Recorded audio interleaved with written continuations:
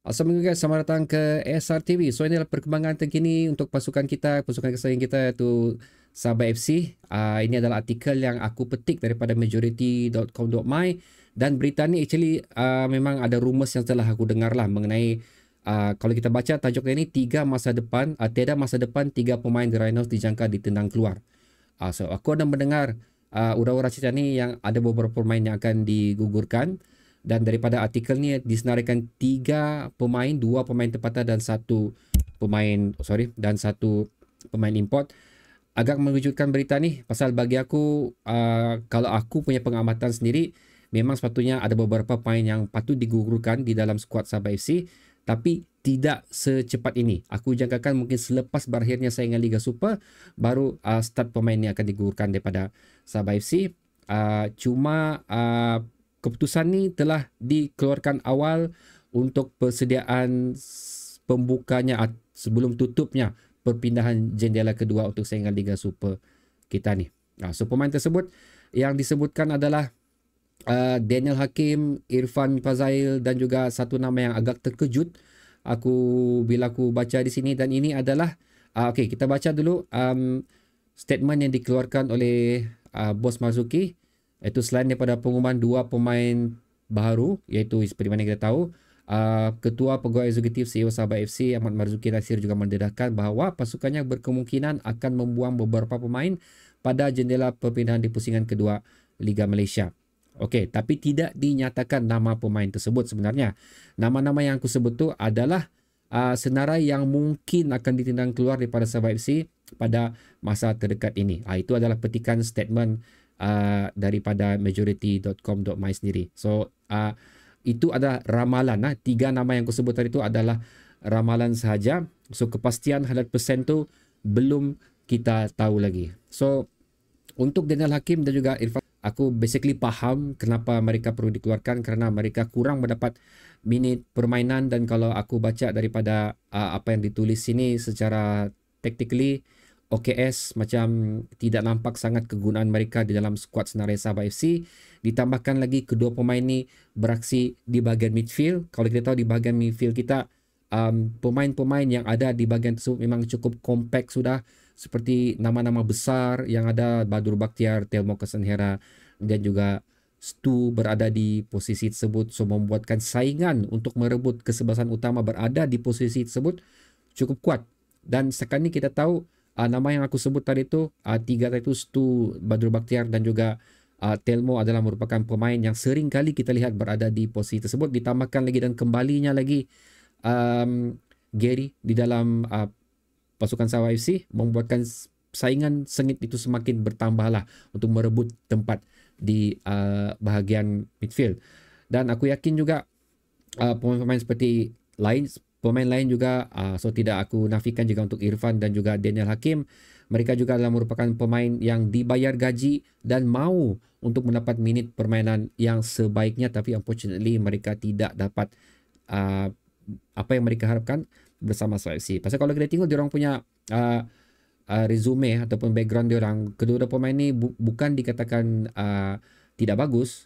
Ke latar belakang diorang bersama skuad terdahulu juga cukup bagus jugalah, tapi mungkin level tu tidak sampai untuk apa yang OKS inginkan. So kalau aku berpendapat di sini, mereka mungkin berfikiran untuk mahu keluar bersama daripada Sabah FC kerana ingin mendapat minit permainan yang secukupnya untuk karier masing-masing lah, of course. Dan seterusnya adalah nama yang aku nak sangka adalah Jilton. Bagi aku Jilton adalah merupakan antara nadi utama dalam pasukan Sabah FC, antara juga boleh dikatakan Mr. Consistent untuk Sabah FC. Pada masa Sabah FC tidak beraksi dengan cukup bagus dengan beberapa kekalahan yang kita lalui sebelum ni, aku nampak Jilton adalah merupakan satu pemain yang tetap mengekalkan momentum beliau, beraksi dengan cukup bagus, walaupun again Sabah FC tidak beraksi dengan seperti mana yang kita mahukan, tapi Jilton masih memberi apa yang kita inginkan. So ini nama yang memang aku cukup terkejut lah. Tapi kalau difikirkan semula agak logik juga, kerana dengan kehadirannya Ini menurut artikel juga, dengan kehadirannya Sifu bersama Sabah FC, dan dikatakan Sifu juga boleh beraksi di posisi sama seperti mana Jilton, membuatkan saingan untuk posisi tersebut di antara kedua pemain ini cukup sengit. Seperti mana juga kita tahu, untuk pemain tempatan, pemain import juga mahu mendapat minit permainan yang cukup tinggi bersama skuad yang mereka sertai sekarang ni lah. Satu lagi benda yang aku tengok di sini adalah kemungkinan wujudnya penstrukturan gaji semula di dalam skuad Sabah FC, di mana perlu melepaskan beberapa pemain tersebut ini juga. Kerana aku dipahamkan Jilton adalah antara pemain di Sabah dan juga pemain import yang mempunyai tangga gaji yang cukup tinggi. So itu mungkin antara reason yang lain lah selain daripada minit permainan, apa semua saingan yang wujud dalam pasukan, apa semua.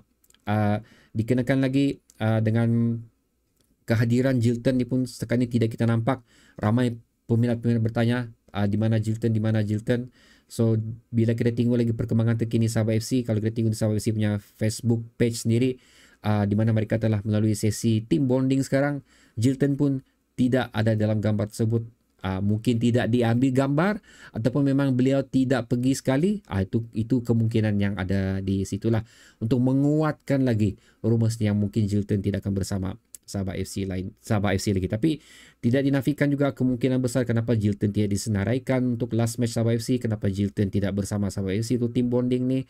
Mungkin juga kecederaan yang telah beliau alami kembali kira orang menghantui beliau lah, lebih kurang macam tu lah, ataupun beliau belum pulih sepenuhnya dan perlu direhatkan.